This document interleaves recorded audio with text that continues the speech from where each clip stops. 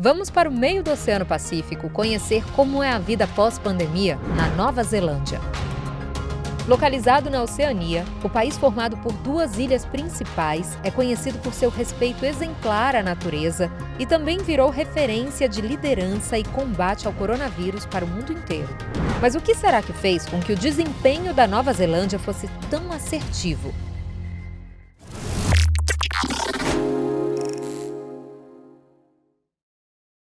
Diante de uma das maiores crises sanitárias dos últimos 100 anos, ver seu país livre do novo coronavírus pode parecer um sonho.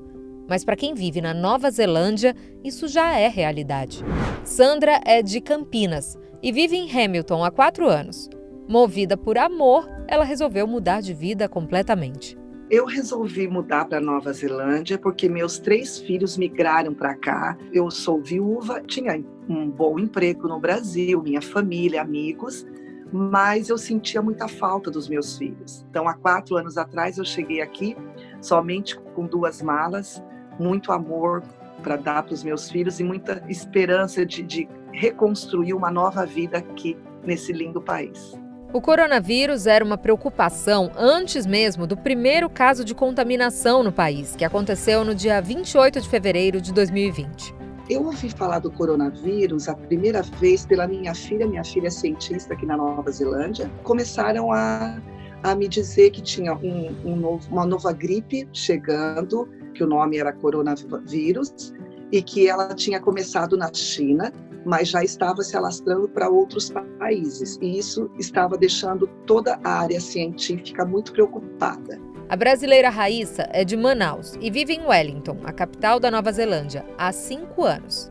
Ela conta que na Ilha Norte a sensação também foi a de que todo o cenário mudou rapidamente. Foi quando ela falou, olha, em 24 horas a gente vai entrar em lockdown. Nós temos 100 e tantos casos no país, a gente vai entrar em lockdown, isso significa que ninguém pode sair de casa. O hostel em que ela trabalha seguiu funcionando durante a pandemia, mas para isso foi preciso fazer uma adaptação completa do funcionamento do lugar. A gente teve que fechar, mas continuar aberto porque a gente tinha hóspedes que estavam ficando lá. Então eu ia trabalhar todos os dias para os hóspedes que estavam ficando lá, então a gente teve que criar todo um sistema. Durante o lockdown, nosso time de housekeepers, né, a nossa faxina, ela não tocava nos sheets dos guests, ela entregava a roupa de cama e os hóspedes faziam as próprias camas para haver o mínimo de toque possível. Durante a pandemia, as áreas comuns que não eram essenciais, como cozinhas e banheiros, ficavam fechadas. Hoje em dia, como o lounge, elas já estão abertas e podem ser utilizadas pelo público. Como essa área aqui ficou fechada durante o lockdown. O lockdown foi decretado no dia 25 de março. Nessa fase tão incerta, readaptações e situações inesperadas acabaram surgindo. Mas a comunicação clara das autoridades trazia uma certa segurança. Não tinha ninguém na rua, né? Ninguém, assim, tinha 1 ou 2 pessoas na rua, era incrível. Uma cidade que meio-dia você tinha um trânsito absurdo, era completamente aberto, era nenhum barulho na rua, tudo fechado. Eu nunca tive, assim, uma sensação de medo, sabe? Eu acho que isso tem muito a ver com a maneira com que lidaram com o vírus aqui e a segurança que, de uma certa forma, o governo passou pra gente aqui, sabe?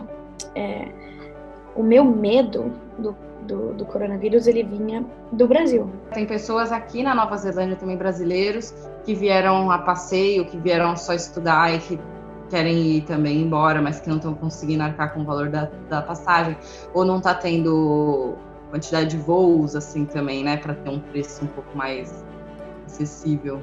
Tem bastante coisa, né, assim, tem bastante reflexo. Tem gente do Brasil que está alugando a casa completa aqui, que a casa está alugada, só que as pessoas não conseguem vir, porque senão tem que ficar pagando aluguel, o aluguel aqui é semanal. Maitê é de São Paulo e está em Auckland há 1 ano. Ela trabalha em uma escola primária e precisou reinventar sua rotina durante o isolamento. Aproveitar as paisagens naturais e fazer exercícios físicos foi a saída que ela encontrou para passar a quarentena. Tem um parque aqui perto, na mesma rua que a gente mora, então dava para ir até o parque, dar uma corrida, levar os pesos e fazer um exercício, né? Foi bem legal, a gente acabou comprando uns equipamentos online, montou tipo uma academiazinha assim, para ficar fazendo algumas coisas aqui. Então isso ajudou muito. Manter tentar manter algumas coisas da rotina, sabe? Hoje, mesmo sem mais nenhuma regra de restrição, a população segue com alguns cuidados. Eu vim agora no supermercado mostrar como está tudo normal, estacionamento cheio de carro. As pessoas não usam máscara, porque agora nós não necessitamos, e todo mundo caminha normal, fazendo suas compras. Esse é o lugar que eu trabalho, que é um hostel, um backpacker, e ficou fechado durante o lockdown. E mesmo depois, a gente continua com esse aplicativo que mostra para pessoas aonde elas estiveram, para que a gente possa fazer um tracking. Mesmo depois, mesma vez que a gente abrir, a gente continua usando produtos que são feitos para desinfetar as superfícies, as cozinhas são compartilhadas e tudo mais. E a gente dá para os guests, para os hóspedes, né, todas as ferramentas para continuar mantendo o ambiente limpo e desinfetado.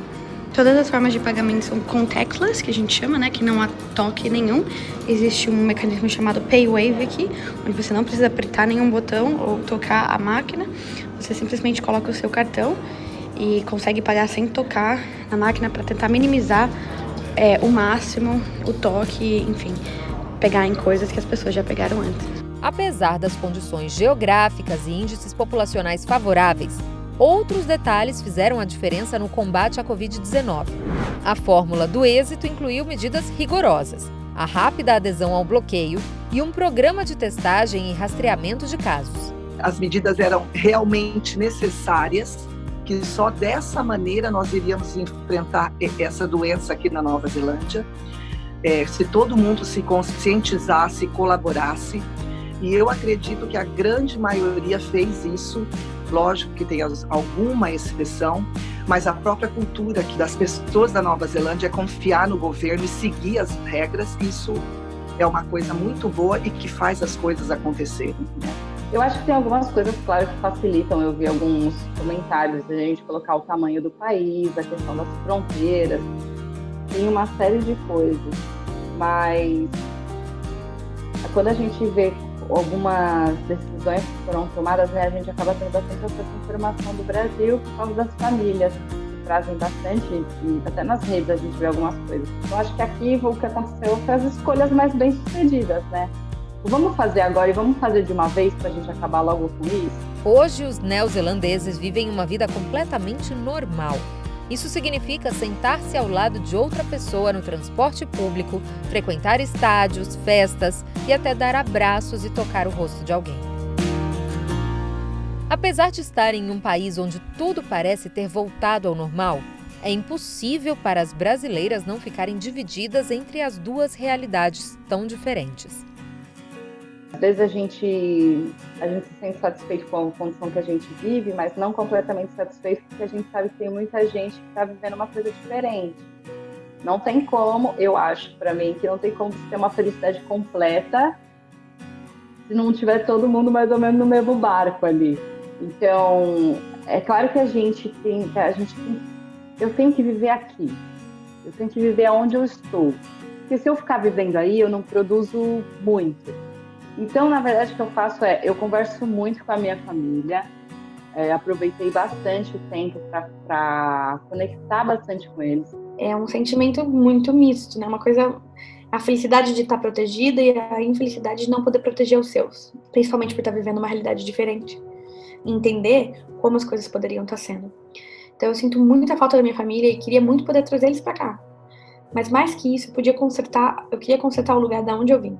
Vivendo um pós-pandemia e pensando no legado que o país vai deixar do ano histórico de 2020, a Nova Zelândia criou uma campanha de reconexão com o mundo, mostrando que nada mais será como antes. We have an opportunity to look with fresh eyes at the things we value and those we no longer need. Para quem vive em um dos países modelo de combate à pandemia, a lição de que não controlamos o amanhã. Comecei a viver um pouco mais do presente, um pouco mais do agora. Sem ficar pensando muito, mas o que vai ser, mas quando que vai ser.